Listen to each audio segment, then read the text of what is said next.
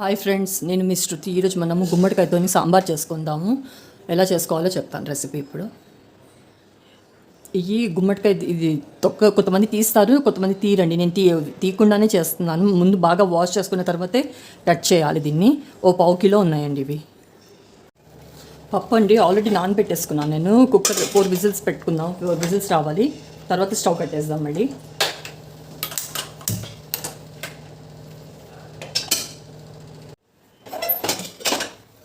ఈ పప్పు ఉడికిపోయిందండి.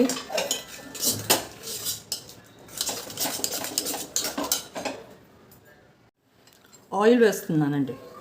మూకిట్ పెట్టేసుకున్నాను.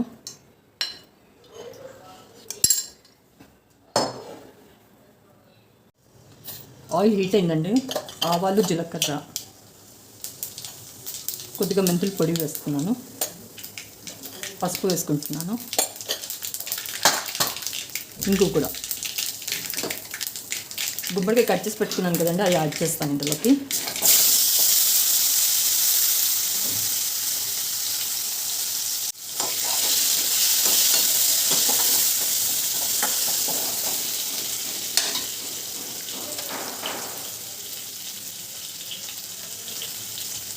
మూత పెట్టేసుకున్నామండి. ఇప్పుడు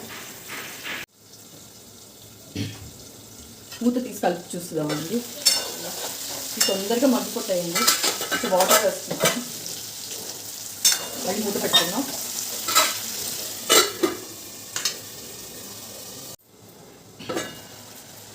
చూస్తున్నారు కదా, మగ్గిపోయాయండి. ఇలా ఉడికిపోయాయి బాగా. సో ఇందులోకి కరివేపాకు, కొత్తిమీర వేసుకుంటున్నాను.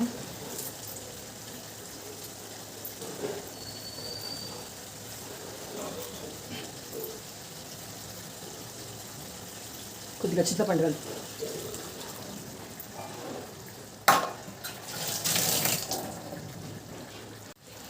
బెల్లం కూడా వేసుకుందాం. ఆప్షనల్ అండి, ఎవరికైనా ఇష్టం ఉంటే వేసుకోవచ్చు.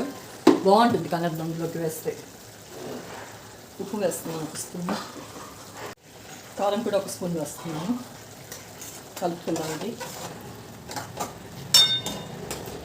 ఇది బాగా బాయిల్ అవ్వనిద్దాం. తర్వాత పప్పు ఉడకబెట్టుకున్నాం కదా, అది మిక్స్ చేసుకుందాం ఇందులో. ప్లీజ్ అండి, నా ఛానల్ లైక్ చేయండి, షేర్ చేయండి, సబ్స్క్రైబ్ చేయండి.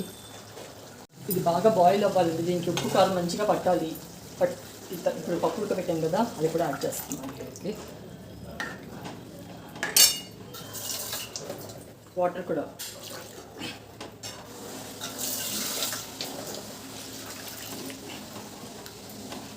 మంచిగా బాయిల్ అవ్వాలి. ఇది ఒక 5 మినిట్స్ నుంచి బాయిల్ అవుతుందండి. అంతే, ఇప్పుడు స్టవ్ కట్టేస్తున్నాను. అంతే అండి, గుమ్మడికాయ సాంబార్ రెడీ అయిపోయింది. అందరూ తప్పకుండా ట్రై చేయండి. ఎలా కుదిరిందో చెప్పండి. Thank you.